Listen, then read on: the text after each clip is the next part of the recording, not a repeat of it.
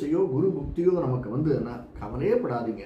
அழகாக இங்கேருந்து கோயிலுக்கு போய் நமக்கு பிடிச்ச குரு அப்படின்னா வழிகாட்டி, ஒரு ராகவேந்திரையோ தட்சிணாமூர்த்தியோ முருகனையோ, முருகன் யார் நம்ம குருவை வச்சுருக்கோம் அவங்களையோ, ஒரு நம்முடைய நட்சத்திரத்தை அன்னைக்கு உத்திராடம் திருவோணம் அவிட்டம் எந்த நட்சத்திரம் வருதோ அந்த நட்சத்திரத்தை அன்னைக்கு சென்று ஒரு தரம் ஒரு விளக்கேற்றி ஒரு அர்ச்சனை பண்ணி வணங்கி வாருங்கள். அற்புதமாக இருக்கும். 6 வாரம் செஞ்சுவாங்க, 6 மாதம் செஞ்சுடுவாங்க நம்ம நட்சத்திரத்தை அன்னைக்கு.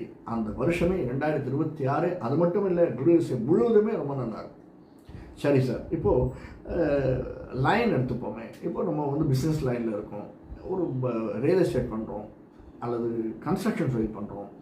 ரியல் எஸ்டேட், கன்ஸ்ட்ரக்ஷன், மீன்பிடி தொழில், மீன் வியாபாரம், இந்த மாதிரி நீரும் நிலவும் சம்பந்தப்பட்ட தொழில் இருப்பவர்களுக்கு இந்த வருடம் ஏற்றமாக இருக்கும். ஏன் சார்? 1, 3ஆம் வீட்டை குரு பார்க்குறாரு. 3ஆம் வீட்டில் இருக்கக்கூடிய சனி மீனத்தில் ஜலராசியில் இருந்தாலுமே நமக்கு 10ஆம் வீடு சுக்கிரனுடைய வீடு.